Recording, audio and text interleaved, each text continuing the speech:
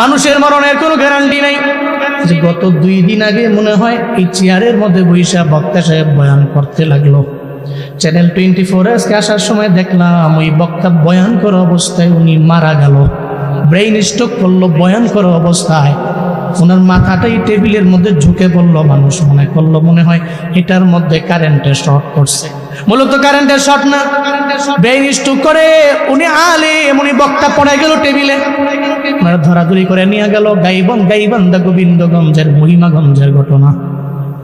বিদায় নিয়ে চলে গেল। আজকে সারা সোশ্যাল মিডিয়ার মধ্যে ওনার জন্য দোয়া, কালকেও পাবেন আপনারা ওনার জন্য দোয়া। উনি বিদায় নিয়ে চলে গেলেন। হুজুর ভালো মানুষ ছিলেন, আমাদের মুক্তবের মধ্যে পড়াইছেন, হুজুরের জন্য মানুষ দোয়া করে রে বাবা।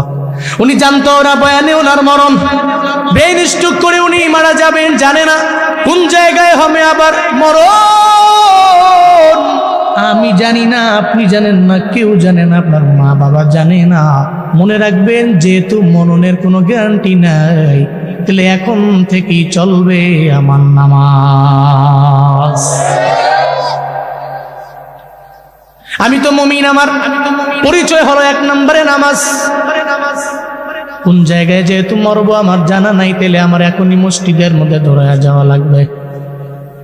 এই নামাজের মাধ্যমে আমি এই জন্য বলি, নামাজ পড়েন, আপনি গুনাহ করেন এরপরেও নামাজ পড়েন, আপনি কবিরা গুনাহ করেন এরপরেও নামাজ পড়েন, আপনি সগীরা গুনাহ করেন এরপরেও নামাজ পড়েন, আপনি অন্যায় করেন নামাজ পড়েন, আপনি যতই অপরাধের মধ্যে নিজের নিযুক্ত বানায় অপরাধী বানান, এরপরও আপনি নামাজের লাইনে আগায়া যান।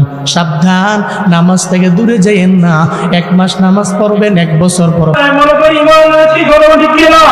ইমান নাকি অথচ মুসলমান হওয়ার পরেও মুসলমান দাবি করি, অথচ আমরা কি মুসলমান নাকি? আমরা কি মুসলমান? আলোচনা দাবি করি, অথচ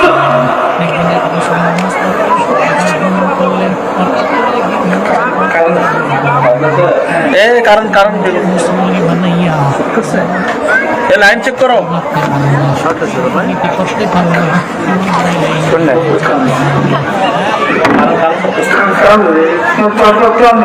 সমস্যা হচ্ছে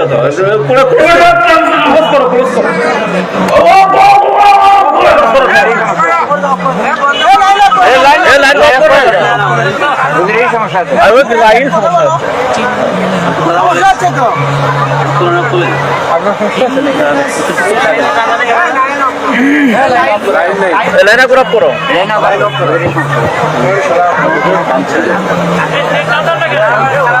আমাকে নিয়ে যান।